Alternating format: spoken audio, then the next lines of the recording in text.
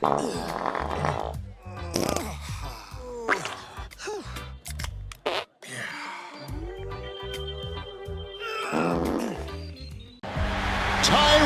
Williams, he beats Cox.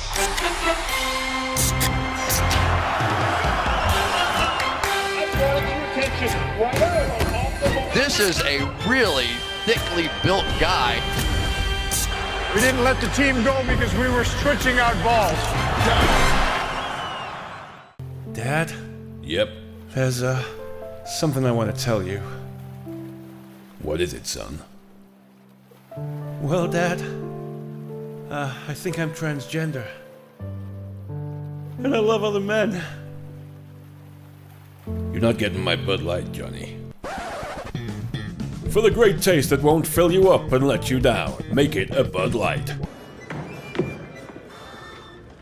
What is that? This brand is in decline. It's been in decline for a really long time. So I had this super clear mandate. It's like we need to evolve and elevate this incredibly iconic brand. Please follow Sir Brad. He's going to give you a private tour of the Pit of Misery.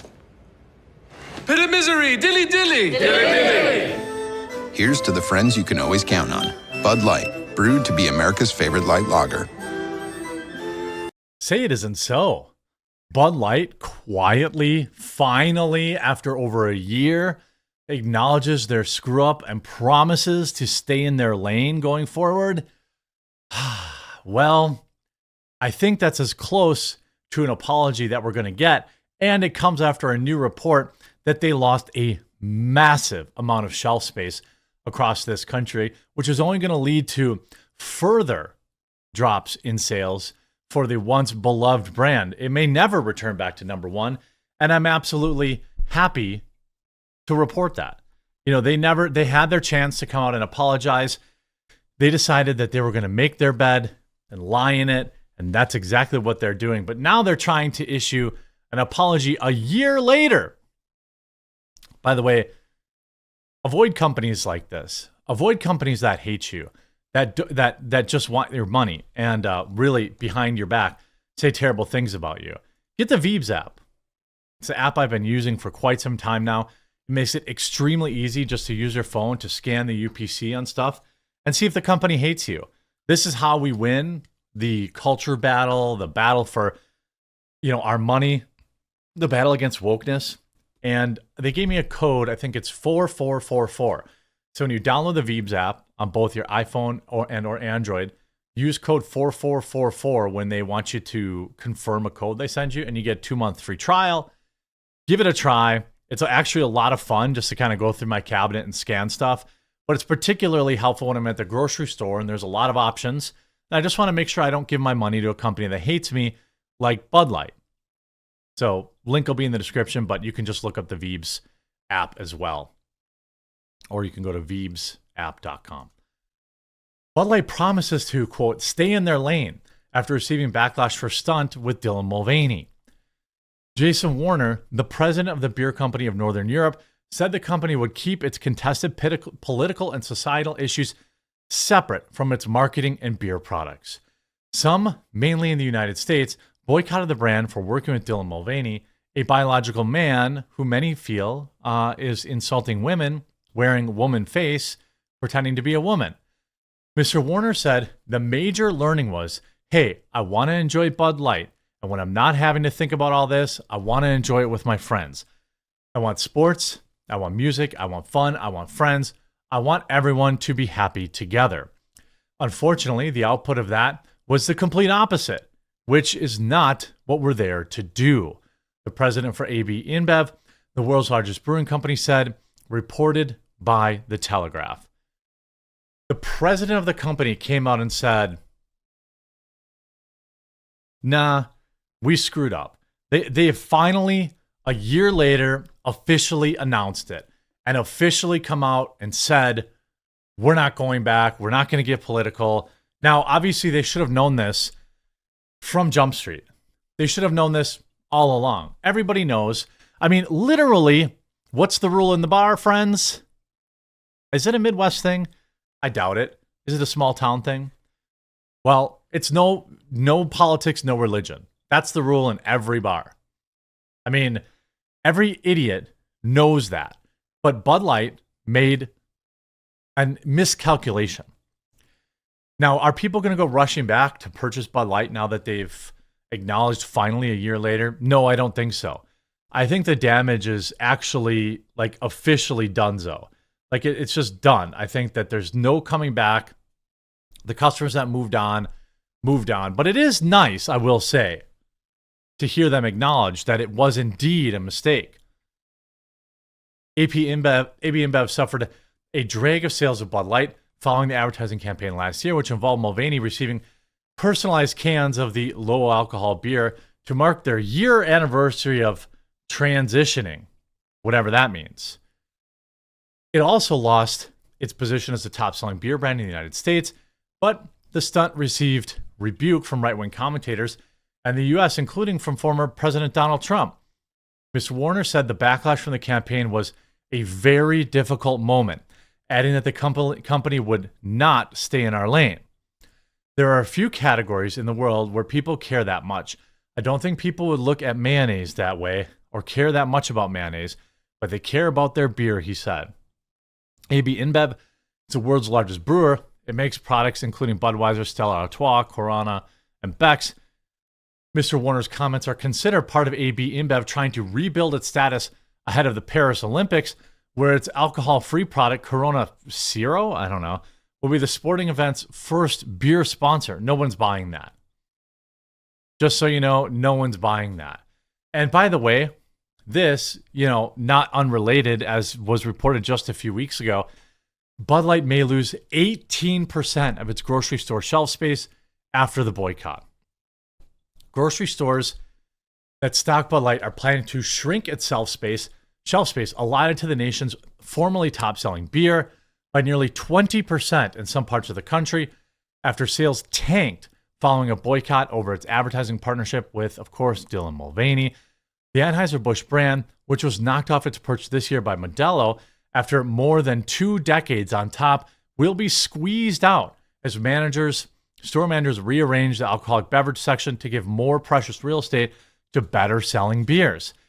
Anheuser-Busch beers will lose in a range from 10 to 15% of their space nationally as resets start. Jesse Ferber, Chief Strategy Officer for Columbia Distributing, which works with retailers such as Walmart, Target in the Pacific Northwest. I mean, that is 10 to 15% shelf space they're never getting back. They're literally never getting that back. It's over, which means, like, all things considered, that's a 10 to 15% lock-in of reduced sales. And what that does is there's a cascading effect where you have less space, so less people buy. Then you get less space again, less people buy. It just rolls downhill. An Anheuser-Busch spokesperson told Bloomberg News that the company anticipates, quote, small shifts across brands when it comes to shelf space. The company said that Bud Light and Michelob Ultra, another Anheuser-Busch beer, are the top 2 shares of shelf space in the beer industry. Bud Light, of course, sparked backlash from many conservatives after it sent the can to Dylan Mulvaney. Subsequent posts were of Mulvaney cracking open a can of Bud Light in honor of March Madness. That's wild to think it's been over a year. The ensuing boycott has cost the parent company more than $1 billion in lost sales, according to estimates. Anheuser-Busch InBev's most recent earnings report showed that its U.S. revenue declined 17.3% in the fourth quarter and a full 9.5% for the full year. Last month, AB InBev CEO said that Bud Light had been slowly regaining its U.S. market share since last May. The company had refocused its advertising on sporting events and concerts. Despite Bud Light's sales woes, it still sells a lot. Yeah, it was the number 1 selling beer. If you're the number 2 selling beer, you're still selling a lot of beer. I mean, that's just the reality of it.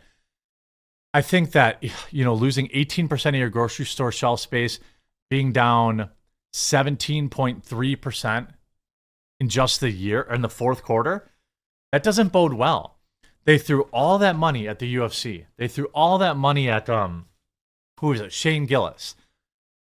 They bought a Super Bowl ad. They brought back the Clydesdales.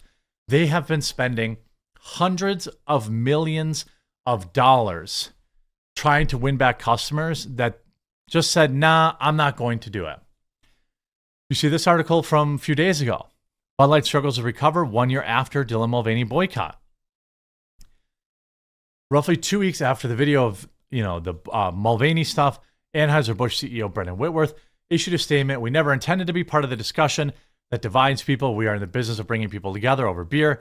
However, the initial effects of the boycott resulted in a decline of sales and revenue for Bud Light. A report from Harvard Business Review this month found that the first 3 months following the boycott, Bud Light sales and purchase were down 28% for the same time last year. In a statement, Anheuser-Busch spokesperson told Newsweek, Bud Light's the number one selling beer in the U.S. with millions of beer drinkers. Nah, it isn't anymore. It isn't. Stock data from Google about Anheuser-Busch InBev shows that on April 3rd, the company was trading at $66 a share. By May 30th, it had dropped to $54 a share. By November 2023, the stock was often trading above $60, but overall, the share price was still down nearly 7% last year. In May 2023, the CEO came out. In October 2023, they partnered with the UFC. In December, Kid Rock shilled for them. But in February 2024, Bud Light also announced a partnership with Shane Gillis. Despite the slight recovery in stock price and different partnerships since the boycott, last April, the report from Harvard's Business Review found that Bud Light did not quickly rebound as their sales continued to decline roughly 8 months after, with sales and purchase incidents down 32% in quarter 4 of 2023. Fox News Digital reported that the revenue declined 17.3%. The boycott worked. The boycott stuck. And if you look at, AB InBev, if you go year to date, it's still down. For this year alone, it's down. Again, this is 2024. This is still a year after. It's still down 5%. If we go a year, you could see obviously big jump, then a very strong recovery. Over 5 years, it's down 32%. This is a stock that, in the last year was as high as 65 and it's now 60. So the stock never recovered, the sales never recovered, and now they lost shelf space. I hope it was worth it. I hope all those ESG bucks and the DEI dollars paid off for them. Great job, everyone. Hope to see you live tonight on Quartercast. Just search it up. If you're watching on the Big Green site, just look up the quartering, follow me there, and we'll have Melanie Mack tonight. We'll have a great conversation. We'll talk to you again real soon.